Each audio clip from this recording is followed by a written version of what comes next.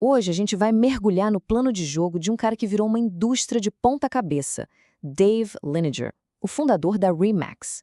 É a história de como uma única ideia radical não só funcionou, mas reinventou um mercado inteiro. Pensa só nessa pergunta. Ela é o que move todo mundo que quer inovar de verdade. E olha, a história do Dave Lineker dá uma resposta bem clara para isso.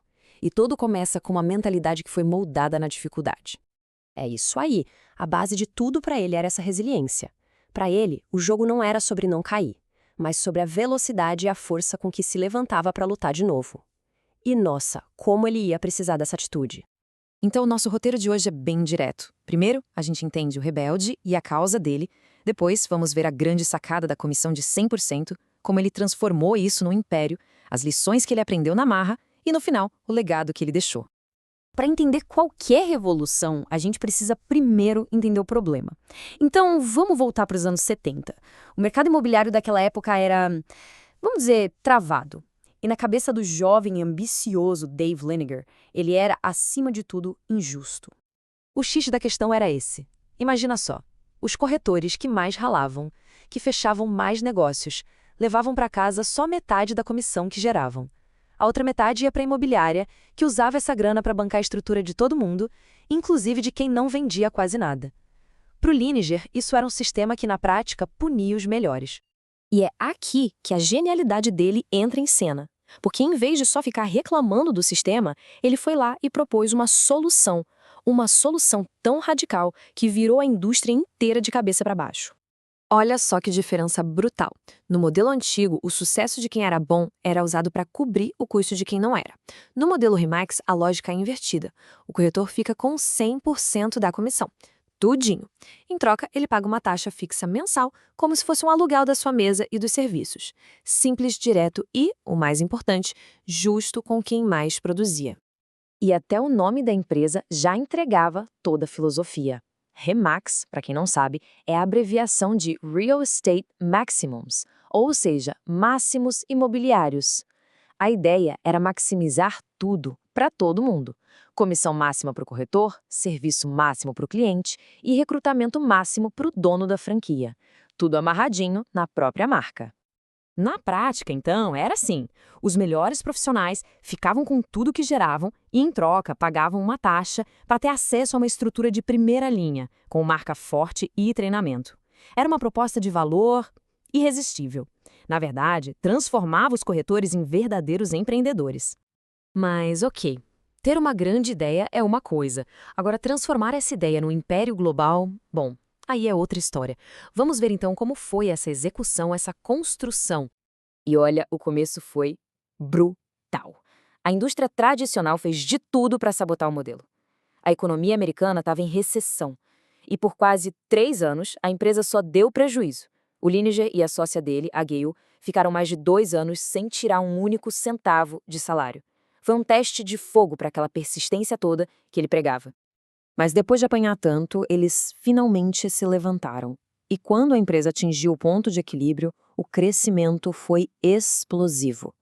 Pensa bem, em só 5 anos, com cerca de 200 corretores, eles já eram a maior imobiliária do estado do Colorado.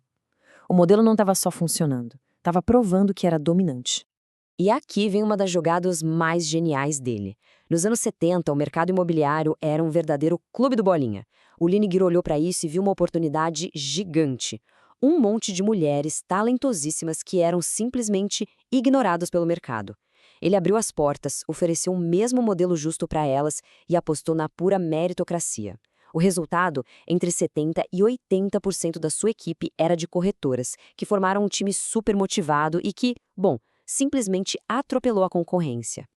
E essa cultura de atrair e manter os melhores talentos dá frutos até hoje. Se a gente olhar os dados, o corretor médio da Remax fecha de 2 a 3 vezes mais negócios que a média dos concorrentes. É uma vantagem de produtividade gigantesca que nasceu lá atrás com essa filosofia de focar nos melhores. Beleza, a gente já viu o que ele fez. Agora vamos tentar entrar na cabeça dele, no como ele pensava. Quais foram as lições que essa jornada toda, cheia de altos e baixos, ensinou a ele? Essa aqui é uma lição dura que ele mesmo admitiu ter aprendido da pior forma. Por lealdade a amigos, ele demorou para tomar decisões difíceis sobre pessoas que não estavam mais performando. E ele percebeu que isso prejudicava todo mundo. a própria pessoa, o time ao redor dela e a empresa como um todo. A lição é clara: um líder precisa ter coragem para tomar as decisões difíceis. Outra lição incrível foi sobre humildade. O Lineker confessou que no começo era teimoso, achava que tinha todas as respostas, mas quando a empresa estava quase quebrando, ele teve que engolir o orgulho, sentar com a equipe e pedir ajuda para se tornar um líder melhor. Imagina a coragem. Ele aprendeu que ser treinável, estar aberto a críticas, é fundamental. E essa aqui é fantástica, a filosofia do poder da associação. Ele dizia que é como no golfe. Se a gente joga com gente melhor, o nosso jogo melhora. A mesma coisa nos negócios. Ao criar um ambiente só com gente de alta performance, motivada e com a mesma cabeça, a excelência de um contamina o outro. A maré sobe e leva todos os barcos juntos. E agora, para a gente fechar, vamos falar do legado, porque o impacto do que o David Lineker construiu vai muito além de uma empresa imobiliária de sucesso. Se a gente for resumir, o legado dele tem vários pilares. Ele deu poder aos corretores, transformando-os em donos do próprio nariz. Ele mostrou ao mundo o poder do franchising para escalar um serviço. Ele apostou na diversidade e na meritocracia antes disso virar moda. E talvez o mais importante, criou uma cultura de aprendizado constante. E os números? Bom, os números falam por si. Aquela empresinha que começou com 4 corretores em Denver, hoje tem mais de 140 mil corretores espalhados por mais de 110 países. É uma prova monumental do poder de uma ideia disruptiva executada com uma persistência fora do comum. E tudo isso nos deixa com uma reflexão final. A história do Lineker prova que nenhuma indústria está segura, nenhuma imune à mudança. Então a pergunta que fica no ar é: qual indústria hoje está parada no tempo, acomodada, apenas esperando pelo próximo David Lineker para virar o jogo?